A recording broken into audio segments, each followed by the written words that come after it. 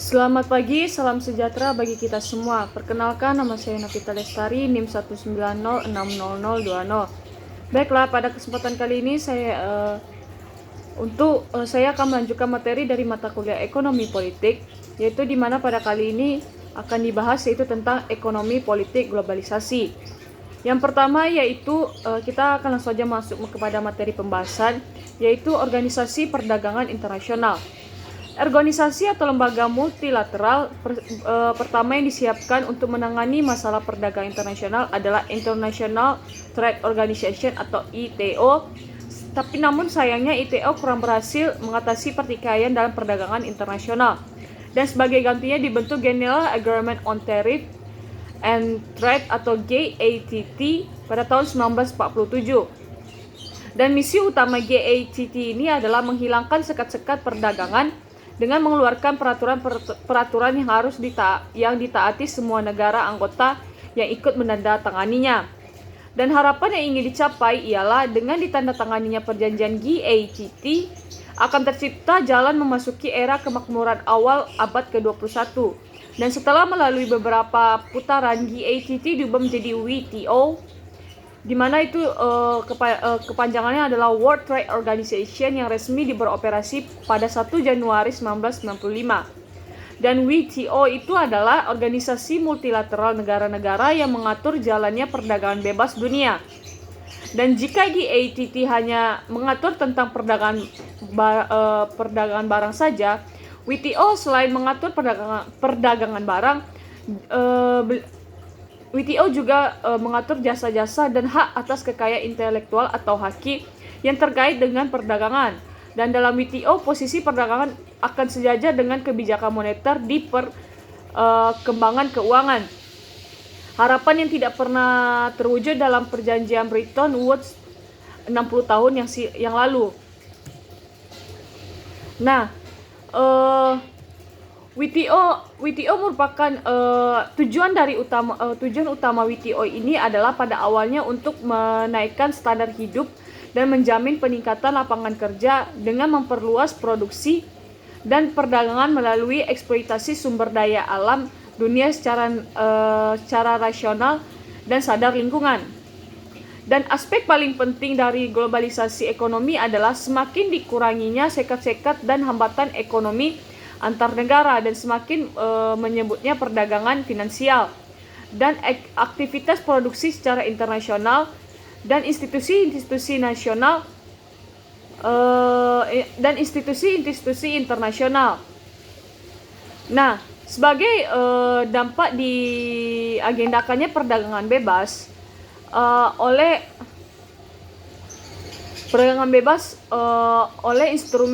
instrumen ekonomi internasional seperti IMF, Bank Dunia, dan WTO sesuai konsensus Washington.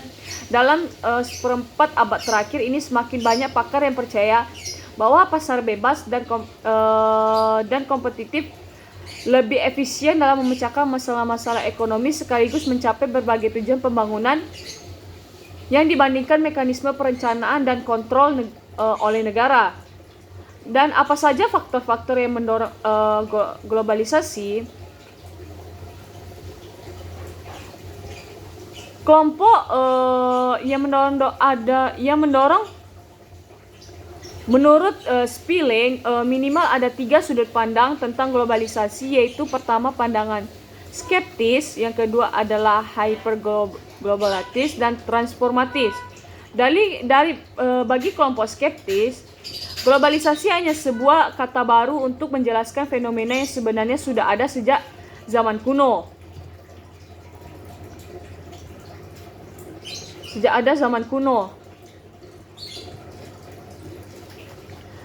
Dan kelompok kedua yaitu hyperglobalis, yaitu di mana globalisasi merupakan proses yang baru sama sekali, dan bagi kelompok ini globalisasi baru terjadi sejak dekade terakhir abad ke-20 hingga sekarang. Yang ketiga itu adalah kelompok transformatif, di mana yang mengambil posisi tengah, globalisasi memang telah terjadi di masa lalu. Dan Sri Hendy Swasono membagi 3 kelompok pandangan tentang globalisasi tersebut. Yang pertama, kelompok pengagum dan pemuja. Yang kedua, kelompok yang kritis dan objektif. Dan yang ketiga adalah kelompok yang menolak, di mana kelompok yang pertama yaitu mereka yang menjadi pengagum dan pemuja melihat globalisasi semata-mata dari segi positif imperatifnya, dan bagi mereka globalisasi adalah tujuan sejarah yang tidak terelakkan, yaitu suatu realitas yang harus diterima. Karena di sini globalisasi bukan merupakan pilihan. Terhadap globalisasi ini mereka bersikap tidak ada yang bisa kami lakukan mengenai hal itu. Kelompok kedua yang lebih kritis dan objektif adalah melihat kebaikan dan keburukan globalisasi secara objektif dan secara kritis mengungkapkan globalisasi sebagai fenomena yang mengecewakan. Dan kelompok ketiga adalah mereka yang menolak globalisasi. Dalam pandangan kelompok ini, globalisasi tidak ubahnya sebagai imperialisme gaya baru yang melalui proyek-proyek politik imperialis kapitalis global dengan pemerintahan globalnya secara terang-terangan melakukan rampokitasi dengan dalih menegakkan pasarisasi di negara-negara yang sedang berkembang.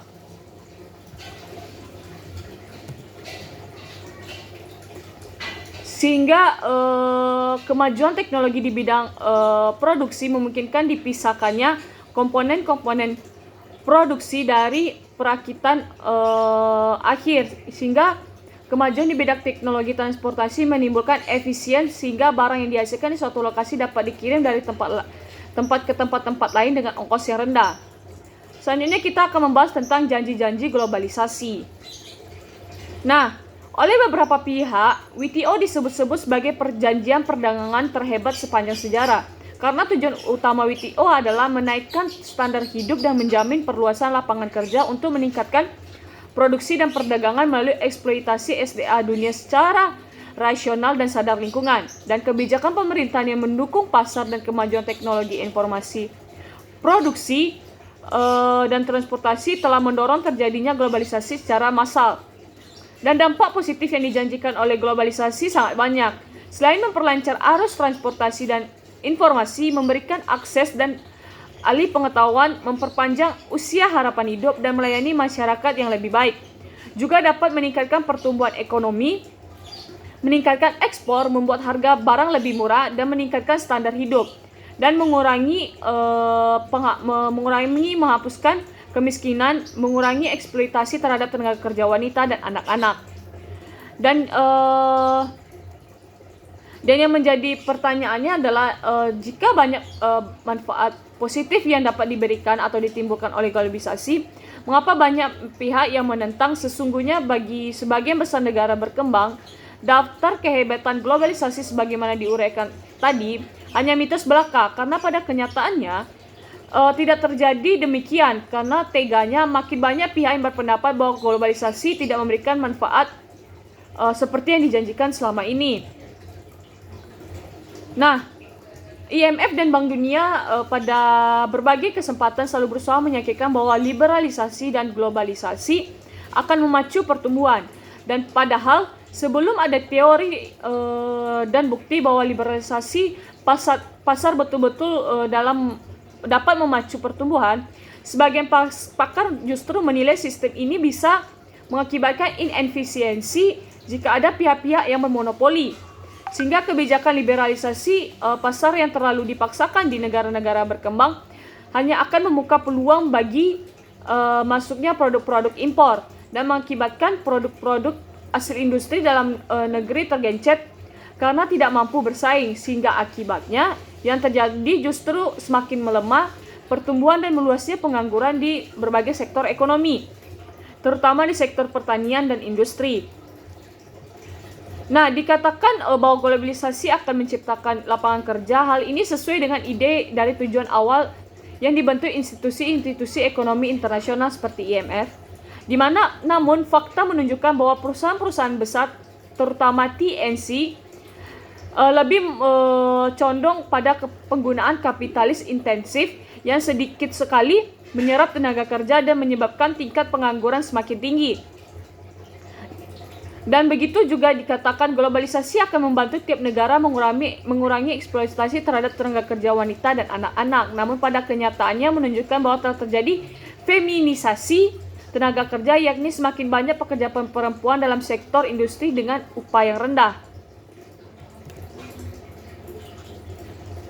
Nah, bagi negara-negara yang melakukan transisi perekonomian komando ke perekonomian pasar, globalisasi juga tidak memberikan hasil seperti yang dijanjikan karena negara-negara harus menunjukkan bahwa sistem ekonomi pasar akan membuat negara-negara semakin lebih sejahtera. Namun ternyata setelah negara-negara sosialis menerapkan sistem tersebut, keadaan mereka justru lebih buruk dari sebelumnya dan ditunjukkan dengan kenyataan bahwa jumlah penduduk makin banyak dan angka pengangguran makin tinggi.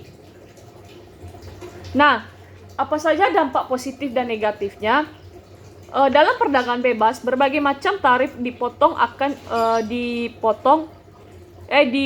atau dihilangkan sama sekali,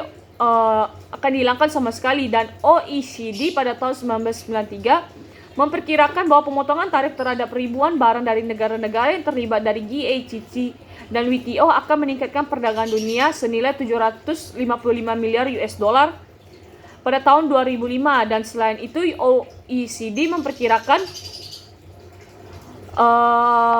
akan terjadi kenaikan pendapatan sebesar 274 miliar US dollar dalam satu dekade.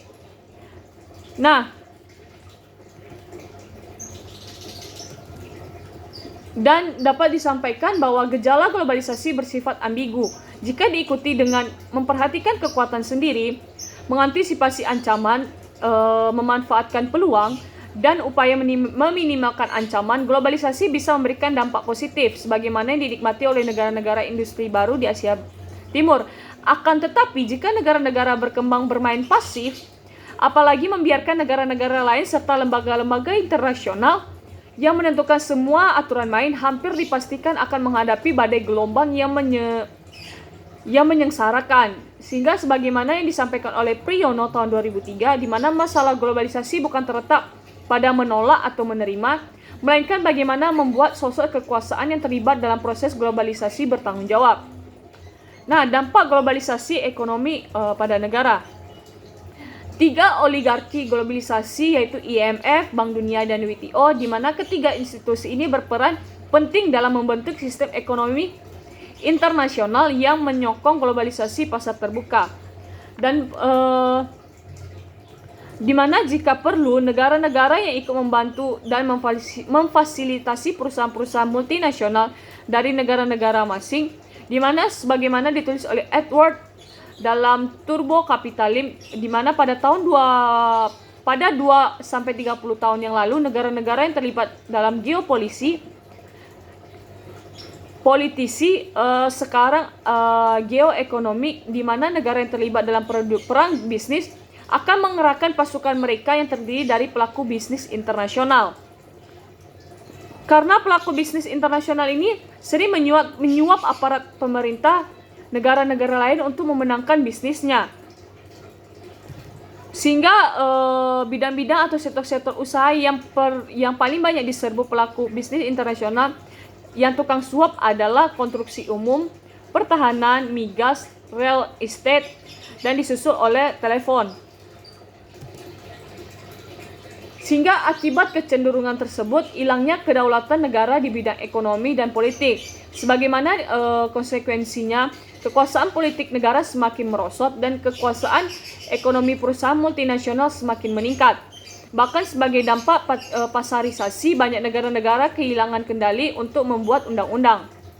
Dan dalam kondisi seperti ini, pemimpin bukannya mengabdi pada para pendukung atau konstituennya dalam pemilu, tetapi justru kepada kapitalis global.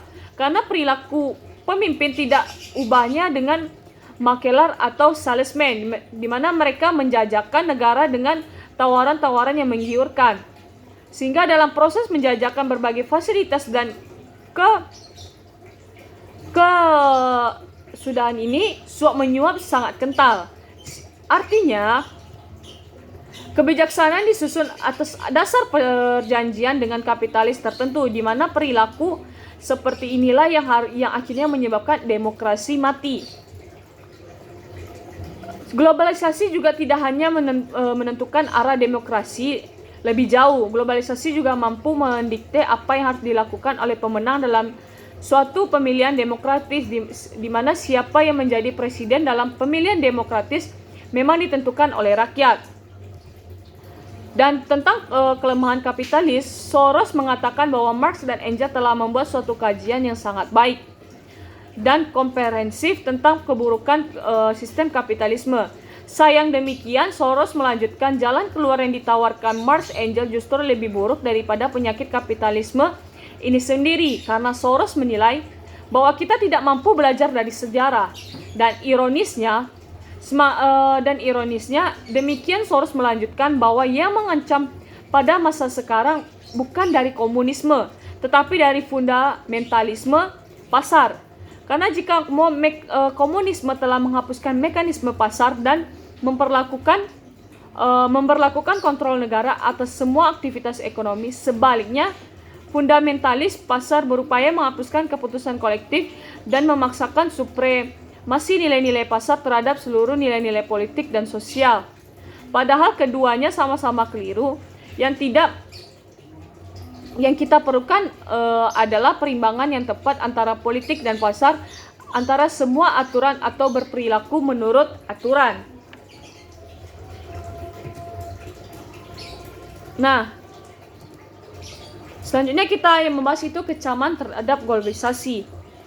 Kritikan terhadap sistem perdagangan bebas dunia atau sekarang populer disebut globalisasi tidak hanya dilontarkan oleh para akademisi Amerika Latin yang tergabung dalam aliran strukturalisme dan depensia, melainkan juga oleh pakar-pakar ekonomi kondang dari barat seperti Stiglitz, di mana kelemahan yang paling menonjol dari sistem ekonomi pasar bebas ialah sistem ini tidak bisa menjamin keadilan. Sehubung dengan hal ini, Akasen dalam Collective Choice and Social Welfare tahun 1970 menunjukkan bahwa ekonomi pasar persaingan sempurna bisa saja efisien dalam pengertian Pareto, bahkan ketika kelompok yang hidup bergelimang kemewahan sementara kelompok lainnya penuh dengan penderitaan, kemiskinan, dan kemelaratan. Yang penting dalam konsep Pareto optimum adalah sekelompok orang-orang menderita tersebut tidak dapat dibuat lebih baik tanpa membuat kelompok kaya lebih menderita. Artinya, Sen menyatakan suatu masyarakat atau suatu perekonomian bisa berada dalam kondisi Pareto optimum dan pada saat yang sama orang-orang kaya akan melakukan hal yang betul-betul menjijikan. Dan kritikan tentang globalisasi disampaikan oleh tokoh-tokoh maupun kritikan dari tokoh Islam maupun Kristen, di mana kritikan terhadap kapitalisme bahkan juga diberikan oleh tokoh konvensional seperti George Soros yang berpendapat bahwa kapitalisme tanpa kontrol justru mengakibatkan runtuhnya sistem kapitalisme itu sendiri. Dan selain tidak bisa menjamin keadilan dan mendorong semangat saling mengalahkan, alasan lain yang menyebabkan orang takut pada globalisasi adalah proses globalisasi lepas dari kontrol siapapun, di mana pasar tanpa wajah akan muncul menjadi sebuah kekuasaan raksasa yang mampu menenggelamkan semua kepedulian terhadap masalah buruk dan masalah sosial lainnya, sehingga globalisasi hanya menciptakan kesempatan bagi yang memiliki akses pada institusi-institusi global, tetapi di sisi lain mengeksploitasi dan memarginalkan pihak-pihak yang tidak memiliki akses. Dan kritikan lain terhadap globalisasi disampaikan oleh para pecinta lingkungan, di mana mereka mengecam globalisasi sebab cenderung mempercepat degradasi lingkungan. Dan hal ini terjadi sebagai akibat dari produksi yang menguras sumber daya alam tanpa upaya konservasi dan pelaksanaan pembangunan yang merusak dan tidak menghargai keanekaragaman hayati, dan pola konsumsi yang berlebihan dan kemiskinan yang menimbulkan keterpaksaan melakukan perusakan lingkungan.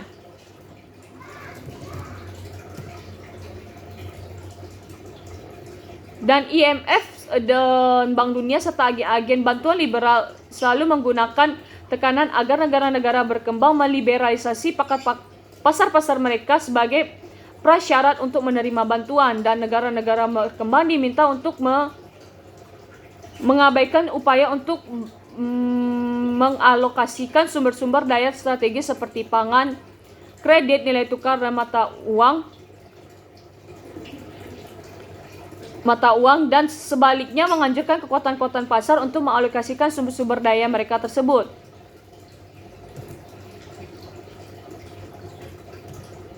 Dan IMF sendiri dikendalikan oleh Amerika Serikat sebagaimana sudah disampaikan pada materi selanjutnya, di mana keputusan-keputusan yang diambil IMF didasarkan pada $1 one vote, di mana pemberi dolar terbesar yang menguasai pengambilan keputusan. Nah, selanjutnya kita akan membahas yaitu bangkitnya nasionalisme.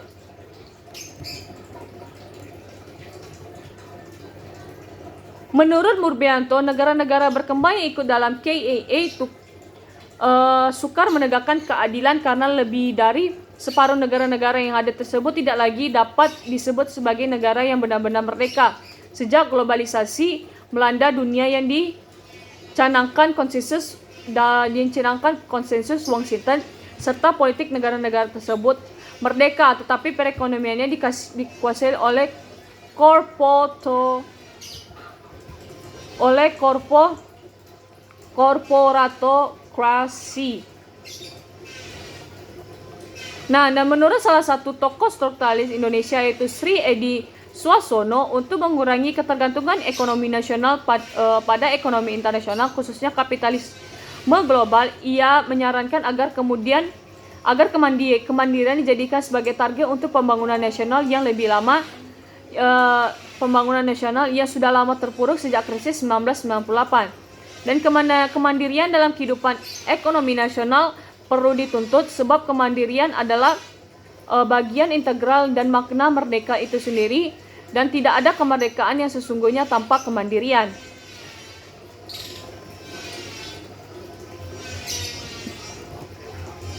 Dan bagaimana perlunya Indonesia mengambil sikap. Peringatan bahwa kita saat ini hidup di bawah kekuatan bangsa lain juga disampaikan oleh Ravison Baurit dalam rapat koordinasi Dinas Pendapatan Provinsi terbatas se-Indonesia di Balikpapan tahun 8 Juni 2005. Ia mengutip pengakuan dosa John Perkini yang pernah ditugaskan untuk menghancurkan perekonomian negara-negara lain dalam bukunya yaitu The Confession of an Economic Hitman, di mana menurut John Perkins Amerika Serikat sejak pasca Perang Dunia memanfaatkan agen ekonomi dengan misi khusus untuk merusak ekonomi negara-negara lain. Dan selama ini kita juga didinabobokan pernyataan-pernyataan bahwa Indonesia adalah negara kaya. Dan cara pandang seperti ini perlu diklarifikasi karena kita tidak sadar bahwa nyatanya kita sudah berubah dari pengekspor minyak menjadi pengimpor. Hutan yang sekarang sudah gundul, ikan dan kekayaan laut lain serta pasir dicuri orang, dan rakyat menjadi pemilik bumi, air, dan segala alam yang terkandung dalamnya yang memperolehnya sangat minimal. Walau negeri ini secara potensial memang kaya, sumber daya melimpah, menguap, dan investasi di segala bidang, dan mewabahnya korupsi mulai dan tingkat paling bawah hingga tingkat paling atas, dan multi krisis dialami Indonesia memberi pelajaran bukan sumber daya alam yang menentukan kesejahteraan suatu kelompok masyarakat atau bangsa, melainkan tata ekonomi, politik, dan hukum. Dan untuk menghadapi berbagai persoalan itu, Baswir mendesak dilakukannya penertiban aparatur perpajakan, penanggulangan pemborosan belanja negara, pemotongan pokok utang, penertiban dana-dana dan no budgeter, serta reformasi BUMN supaya dan Barwin memberikan research untuk melepaskan diri dari keterbelengguan ekonomi politik yang menimpa, yaitu adanya kemajuan untuk bekerja keras dan membebaskan diri dari tindakan ekonomi neoliberal bahwa menyanyikan percayalah selalu ada jalan lain bagi mereka yang bersedia bekerja keras. Baiklah, hanya itu materi yang bisa saya sampaikan. Apabila saya memiliki kesalahan dalam menyampaikan materi, kesalahan kata dalam menyampaikan materi, saya mohon maaf. Baiklah, saya pamit. Terima kasih. Selamat pagi.